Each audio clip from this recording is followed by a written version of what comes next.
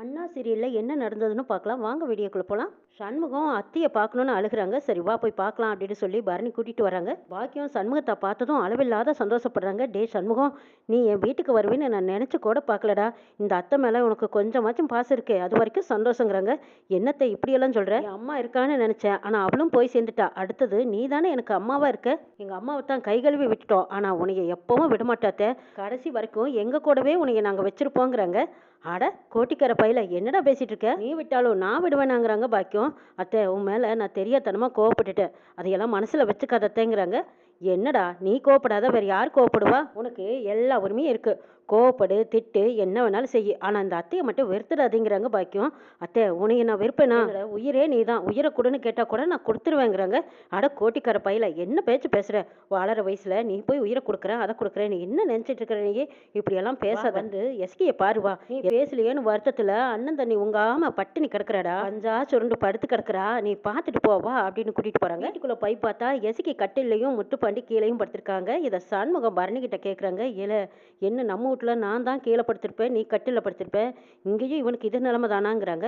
டே இல்லடா, எசிக்கி சாப்பிடாம இருந்தா இல்லையா, அவளுக்கு இன்ஸ்ட்ரக்ஷன் போட்டிருக்கேன், அவள் கொஞ்சம் ஃப்ரீயாக தூங்கணும், நல்லா தூங்கிட்டுன்னு தான் இவன் கீழே படுத்துட்டான் போல இருக்குங்கிறாங்க. என் தங்கச்சி எசிக்கி அத்தைக்காகத்தான் இங்கே வந்திருக்கான்னு எனக்கு தெரியாமல் இவன் மனசு வலிக்கு பேசிட்டேனே, உன்னோட மனசை புரிஞ்சுக்காம பேசுனதுக்கு என்னை மன்னிச்சிடல அப்படின்னு சொல்லி அவங்க காலை வருடி கொடுக்குறாங்க. சண்முகம் சண்முகம் இவ குழந்தை மாதிரி மாட்டேங்குமா, வம்பு பண்ணி தான் ஊட்டி விட வேண்டியதா இருக்கு. இவளுக்கே ஒரு குழந்தை பிறந்து போகுது, இவ குழந்தை மாதிரி குழந்தை மாதிரி நடந்துக்கிறா. சாப்பிட்டானா போதுண்டா சாமி, நான் நல்லா ஊட்டி விட்டு இவளை பாதுகாப்பாக பத்திரமா நல்லா வச்சுக்குவேன், கண்ணுக்குள்ளே வச்சுக்குவேன்னு பாராட்டி பேசிகிட்டு இருக்காங்க பாக்கியம். பாக்கியம் எஸ்கி மேலே வச்சிருக்கிற அன்பை பார்த்து சண்முகம் கண்கலங்கி நிற்கிறாங்க.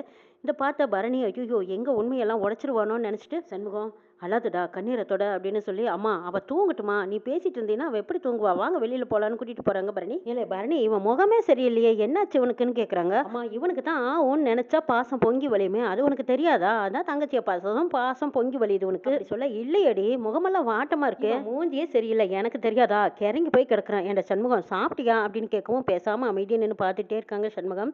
சரி உட்காரு நான் ஊட்டி விடுறேன் அப்படின்னு சொல்லி பாக்கியம் சண்முகத்துக்கும் பரணிக்கும் ஊட்டி விடுறாங்க. சண்முகம் உனக்கும் உன் தங்கச்சிக்கும் பட்னி கிடக்கிறதுனா ரொம்ப பிடிக்குமா, சாப்பிடு சாமி சாப்பிடுங்க அப்படின்னு சொல்லி சாப்பாட்டை பாசமாக ஊட்டி விடுறாங்க. சாப்பிட்டு முடிச்சதும் இங்கே பாரு சண்முகம், 5வது மாதம் 7வது மாதம்னாலாம் பார்க்க வேண்டாம், அத்தைக்காக எஸ்கிக்கு வளகாப்பு பண்ண சம்மதிக்கிறியான்னு கேட்குறாங்க. என்னத்தை இப்படி சொல்கிற, என்ன செய்யணுமோ சொல்லு, நாம் என்னென்ன நின்று எல்லாம் பண்ணிடுறேங்கிறாங்க சண்முகம். அப்போ சாமி எனக்கு அது போதும், அதுவே சந்தோஷமாக இருக்குப்பா, அத்தை எப்போ செய்யணும்னு சொல்லு நான் வந்து செய்கிறேங்கிறாங்க. அப்படியா சொல்கிறேன், நெசமாக தான் சொல்கிறியா, சொந்த பந்தத்தை எல்லாம் கூப்பிட்டு சிறப்பாக பண்ணணுங்கிறாங்க பாக்கியம். அத்தை நீ அழுகாத, முதல்ல உன் உடம்ப பார்த்துக்கோன்னு சண்முகம் சொன்னதும் பரணி உஷாராகிறாங்க. இங்கே பாரு சண்முகம் நம்ம கிளம்பலாம், அம்மா முன்னாடி அழுதே நீ காட்டி கொடுத்துருவே போல இருக்கு, அம்மாவுக்கு தெரியாமல் வச்சிருக்கணும்னு நினச்சாலும் நீ சொல்லிடுவே போல இருக்கு, அமைதியாக கண்ணீரை கண்ட்ரோல் பண்ணிக்கோ அப்படின்னு சொல்லி கிளம்புறாங்க. பாக்கியத்தை முன்னாடி வர சொல்லி அவங்க காலை பிடிச்சு கதறி அழுகுறாங்க சண்முகம். ஐயோ இவன் கிட்ட எல்லா உண்மையும் உளறிடுவான் போல இருக்கேன்னு நினைச்சிட்டு, என்னடா ஆச்சு உனக்குன்னு கேட்கும்போதே பாக்கியம் கேட்குறாங்க, இவனுக்கு என்னடா ஆச்சு, ஏன் இப்படி பண்ணிட்டு இருக்கான் அப்படின்னு கேட்குறாங்க. அம்மா அது ஒன்றும் இல்லை, உங்ககிட்ட ஆசீர்வாதம் வாங்கி ரொம்ப நாள் ஆச்சுல்ல, எங்கள் 2 பேர்ட்டையும் ஆசீர்வாதம் பண்ணுமான்னு சொல்லி பரணியும் சமாளித்து அவங்க அம்மா காலை பிடிச்சு ஆசீர்வாதம் வாங்குறாங்க. பிள்ளைங்களை தீர்க்க ஆயுசா 2 பேரும் நல்லா இருங்க அப்படின்னு சொல்லிட்டு பாக்கியம் 2 பேர்ட்டையும் ஆசீர்வாதம் பண்ணுறாங்க. சண்முகம் கண்ணீரை தொடச்சிக்கிட்டு அழுதுகிட்டே அங்கேருந்து போகிறாங்க. அம்மா நான் உனக்கு ஒரு முத்தம் கொடுக்கட்டுமா அப்படின்னு ஆசையாக கேட்குறாங்க பரணி. அதுக்குன்னு உன் அம்மா தானே கொடு அப்படின்னு கேட்கவும் பரணி ஆசையாக முத்தம் கொடுக்குறாங்க. சரிம்மா நாங்கள் கிளம்புறோன்னு சண்முகமும் பரணியும் அங்கேருந்து கிளம்பி போகிறாங்க. போகிற வழியிலேயே வண்டியை நிறுத்தடான்னு சொல்லி பரணி சண்முகம் 2 பேரும் பேசுகிறாங்க. எங்கள் அத்தையை எங்கள் மாமக்காரன் உங்கள் அப்பன் தான் அசிங்கமாக எப்படியெல்லாம் பேசினா, இதுக்கு எல்லாத்துக்கும் காரணம் என்ன, எங்கள் அத்தை எல்லாம் நல்லா இருக்கணுங்கிறதுக்காகத்தானே அத்தனையும் பொறுத்துக்கிட்டு அந்த வீட்டில் வாழ்ந்துட்டுருக்கா, எங்களுக்கெல்லாம் தாயாக இருந்தா, ஆனால் நான் கும்பிட்ற முருகன் எங்கள் அம்மாவை தான் பறிச்சுக்கிட்டானே தவிர இப்போ எங்கள் அத்தையும் சேர்ந்து எங்கிட்டேருந்து பிரிக்க நினைக்கிறானே, அவனா நானான்னு பார்த்துட்றான், ஆனால் எங்கள் அத்தையாக இருக்க விட மாட்டேன், என் உசுரில் வரைக்கும் நான் முடிஞ்ச வரைக்கும் காப்பாற்ற நினைப்பேங்கிறாங்க. ஆமாண்டா எனக்கும் அப்படித்தான் தோணுது, எங்கள் அம்மா என்னை கஷ்டப்பட்டு டாக்டருக்கு படிக்க வச்சது, டாக்டராக இருந்துக்கிட்டு எங்கள் அம்மாவை நான் இப்படி விட்டுருவேனா என்ன, எப்படியாவது எங்கள் அம்மாவை நான் காப்பாற்றியே தீர்வேங்கிறாங்க பரணி. சரி நாள் கிழமையெல்லாம் தள்ளிப்பட வேண்டாம், நாளைக்கே நம்ம அத்தையை கூட்டிக்கிட்டு மதுரையில் பெரிய டாக்டர் இருக்கிறாருல்ல அவர் போய் பார்க்கலாங்கிறாங்க. பரணிக்கு தெரிஞ்ச டாக்டர் சண்முகத்துக்கு தெரிஞ்ச டாக்டர் இவங்களை பற்றியெல்லாம் பேசி ஏதோ ஒரு டாக்டர் கிட்ட நம்ம கூட்டி போய் ஆகணும்னு முடிவு பண்ணி வராங்க. அம்மா சாப்பிட்டுட்டு இருக்கிற மாத்திரையை நானே பார்த்துருந்தாலும் நானும் அந்த மாத்திரை தான் கொடுத்துருப்பேன், அம்மாவுக்கு இப்போதைக்கெல்லாம் எந்த பிரச்சனையும் வர வாய்ப்பு இல்லை, முன்னாடி நம்ம ஒரு காரியம் பண்ணுங்கிறாங்க. என்னன்னு கேட்குறாங்க சண்முகம். எசுக்கின்னா அம்மாவுக்கு உசுறு, அவளுக்கு பிறக்க போகிற குழந்தைய அம்மா கையில் எடுத்து கொஞ்சணும்னு ஆசைப்படுது, முதல்ல நம்ம வளகாப்பு பண்ணிடலாம், எங்கள் அம்மாவை நான் சாக விட மாட்டேன், எங்கள் அம்மாவுக்கு எதுவும் ஆகாதுன்னு சொல்லிட்டு இருக்காங்க பரணி. பரணி அத்தைக்காக உசுரையே கொடுக்குறேன்னு சொல்கிறேன், சாதாரண வளகாப்பு ஃபங்க்ஷன் தானே தாராளமாக செஞ்சிடலாங்கிறாங்க. இதை பற்றி காலையில் உடனே பேசி முடிவெடுக்கலான்னு சொல்லி சண்முகம் பரணி வீட்டுக்கு வராங்க. பொழுது விடிஞ்சதும் காலையில் சண்முகம் சாமி கும்பிட்றாங்க.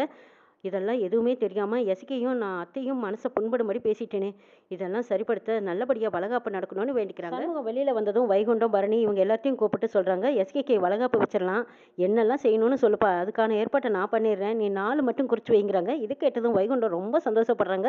ரத்னா, கனி, வீரா இவங்களுக்கும் அளவில்லாத சந்தோஷமா இருக்கு. அண்ணனோட மனசு இப்படி திடீர்னு மாறிடுச்சு, எனக்கு ரொம்ப சந்தோஷமா இருக்கு. இதுவே எஸ்கேக்கு தெரிஞ்சா இன்னும் சந்தோஷப்படுவான்னு உடனே எஸ்கேக்கு ஃபோன் அடிச்சு சொல்றாங்க ரத்னா.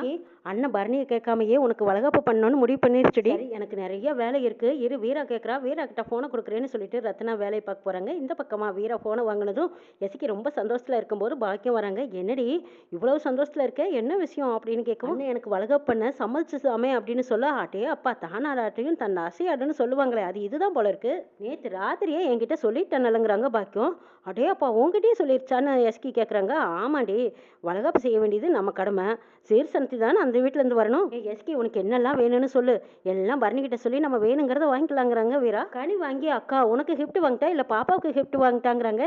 முதல்ல இந்த விஷயத்த நான் முத்துப்பாண்டி மாமா கிட்ட சொல்லணும்டி, நீ போன வை அப்புறம் பேசிக்கலாங்கிறாங்க. சரின்ட்டு போன வைக்கிறாங்க. கனி எஸ்கி முத்துப்பாண்டியை பார்க்க ஆசையாக ஓடி வரும்போது முத்துப்பாண்டியை உள்ள வராங்க. என்ன கண்ணு முன்னு தெரியாமல் ஓடுற, எங்கே போகிறேன்னு கேட்குறாங்க. முத்துப்பாண்டி எஸ்கி 2 பேரும் சந்தோஷமாக பேசிட்டு இருக்கிறத வெளியில் நின்று சமுத்திரபாண்டியும் சனியனும் ஒத்து கேட்குறாங்க. மாமா அக்கா எனக்கு ஃபோன் பண்ணுச்சு, அண்ணன் எனக்கு வளகாப்பு பண்ண நாள் குறிச்சிருச்சாமங்கிறாங்க. நெசமா தான் சொல்றியான்னு முத்துப்பாண்டி ஆச்சரியமா கேட்குறாங்க. அடா ஆமாங்க, ஏடி நான் தான் சொன்னேன்ல உங்கள் நொன்னனோட கோபத்துக்கு அம்பட்டு தாண்டி மவுசு, எல்லாத்தையும் கூடிய சீக்கிரம் அவன் புரிஞ்சுக்குவான்னு சொன்னேன். ஆனால் நீ தான் ஓயாமல் அழுகிறது, சாப்பிடாம கிடக்கிறது, சந்தோஷமான விஷயம் தானே, இதுக்கு எதுக்கு அழுகிற, கண்ணை தொடச்சிக்கோங்கிறாங்க முத்துப்பாண்டி. கண்ணை தொடச்சிட்டு சந்தோஷமாக நிற்கிறாங்க எஸ்கி. இங்கே சவுந்தரபாண்டி சனியன்கிட்ட சொல்கிறாங்க, இந்த வேலைகிட்ட வேலையில் அந்த வெறுமையை என் பிள்ளையை கூட்டிகிட்டு வரும்போதே எனக்கு சந்தேகமாக இருந்தது.